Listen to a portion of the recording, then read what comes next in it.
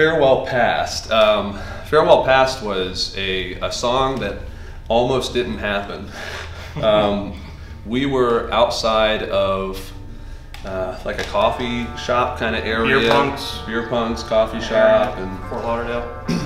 And we were sitting on a little park bench outside one afternoon. We decided to get together and write some songs, and we had a conversation with some guy just kind of walking around the parking lot and trying to get to Maine. Trying to get to Maine, and the guy was walking away, and Justin had his guitar, and he's just kind of mindlessly, strumming along. Yeah. And all of a sudden, I kind of perked up, and I was like, "Hey, can you play that again? What you just did?" Yeah. And I was like, "What did I do?" Right. I was just randomly going like this as we were talking about. I was singing the guitar riff. Yeah. And so we decided to explore that one, and we came back into practice one day, and we had kind of worked on a riff, and it kind of came to life here in the studio one day, just amongst practice. And then Renee added a really cool drum beat to it, and had this tribal feeling. Yeah. And then Brad came in with this really neat driving kind of a bass rhythm. Yeah. And it so the lyrics kind of came out about like normal. We had gone through them several times, and we were trying to figure out what the message was about in the song, and we really kind of after a little while we kind of found it's about letting go of expectations and letting go of what's been holding you back, and saying I'm gonna look to the future. And so it's a really exciting song, and it's probably one of our poppiest, besides like Pixie Cut as well. Yeah, and it's upbeat, and it's got that catchy melody. It's kind of turned out that way.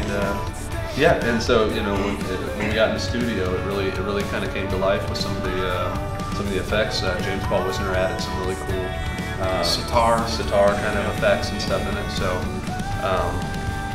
it's a little bit different than what we ever expected, but it's an awesome song to rock out to. So I'm really happy with it.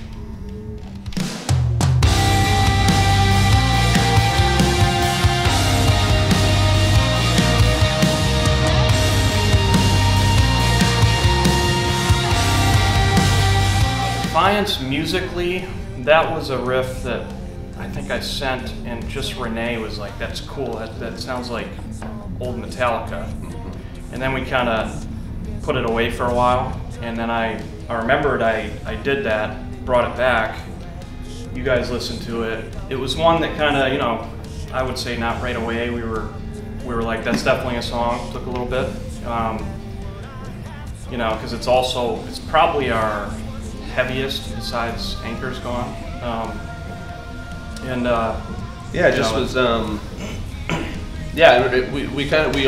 We liked the riff, but we weren't really sure what to do with it, so it just was kind of on the sidelines. And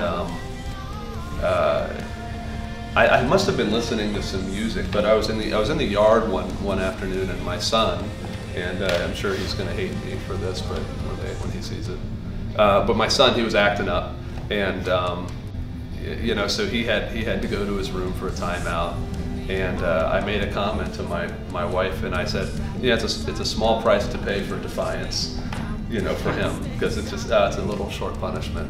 And she's like, oh, she kind of had perked up, and I had perked up, and she said that's a funny thing to say, and so I wrote that down, and I was like, that's kind of catchy, and so the song kind of grew off of that idea of being a defiant individual, and how we all have that little bit of a defiance inside of us. And this really explores the depths of what defiance can do to some people. Vocally, pretty much you finished up vocally in the studio, and you added kind of changing lyrics still. Yeah, I was. I think you had Strep right before I had when Strep. When you was going to record the demo. I recorded the demo, and I had so I had like a gallon of water there with me, but we kind of said, this is rock and roll, and we're gonna make it happen. So I chugged a lot of water, and we kind of wrote down some of the stuff, and it's kind of neat. You can kind of hear the raw emotion coming through on the vocal a little bit, because I was I wasn't in the happiest place having to sing that day, that's for sure. But I'm really happy with Defiance, and drums and bass really bring the rhythm together. Yeah, that one, big time. Yeah, it's a dark song, heavy hitting, dark, energetic, song. and Defiant. Oh yeah. Switched to C sharp. Started out at D, and then bass and guitar. Like I recorded C sharp, and bass was in C, and we were trying to figure out what the heck is going on. You know, it's like it's not matching up.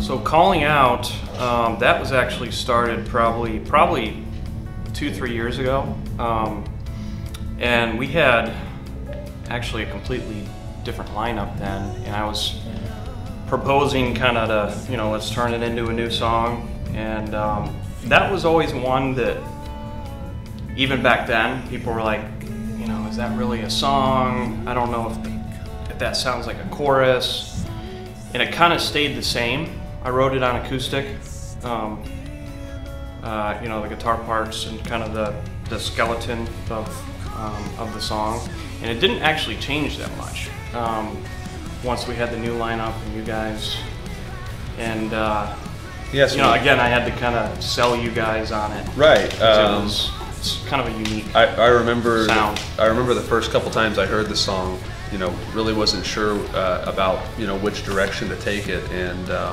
you know, I started to kind of grab hold of, you know, of the lyrical side of it, and I probably rewrote the lyrics probably 25-30 times, you know, over the course of the entire song, and we finally got it to a point where we were really happy with the way that it was sounding, and we brought it to studio, and after not really messing with it for maybe 2 or 3 weeks, we got back in the studio, and some new ideas kind of came to life, and the song really took shape in a way that that I'm really proud of. So really excited with the way that one turned out, and so happy to share it with you guys.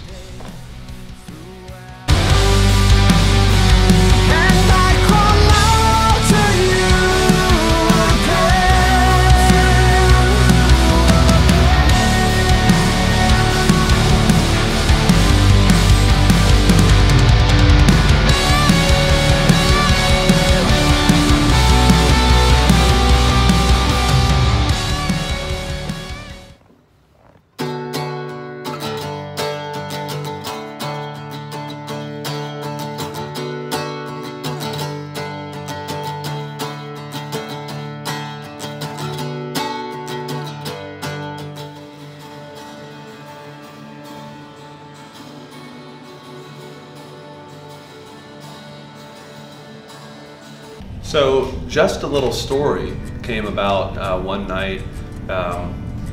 Justin and I were texting. We had both gotten, you know, the families had all gone to sleep, and he and I had started texting about some music ideas, and he sent me this guitar riff, and just immediately I was hooked to it, and I went and sat at the piano, and I started kind of figuring out a pattern for a melody, and lyrics just started happening immediately, and I got real excited about it. I started writing some stuff down, and I said, Justin, we gotta FaceTime, we gotta talk about this one. And so I called him at 11:30 at night, and that happened in, I don't know, like 3-4 days. Yeah.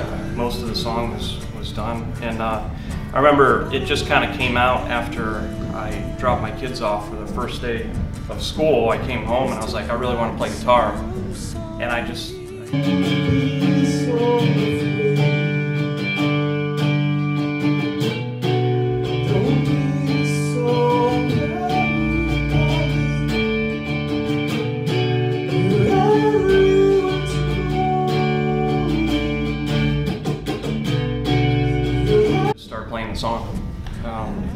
Yeah. There wasn't much changing things. It was just kind of a chord progression that I really liked a lot. It's a pretty simple song.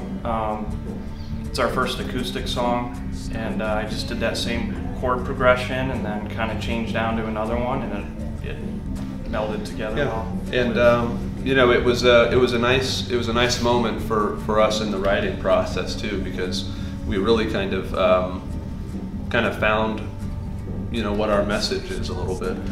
You know, and we want to write things that are meaningful, and they have some real life impact, and you know, these are stories, you know, that are in our lives and in many people's lives, and we wanted to talk about those and explore those emotions. And I'm really proud. I'm really proud with the way this one turned out. It's different from some of the other stuff we do, but it's definitely a Lochness monster. This is just a little story about a woman and a man, both too proud to say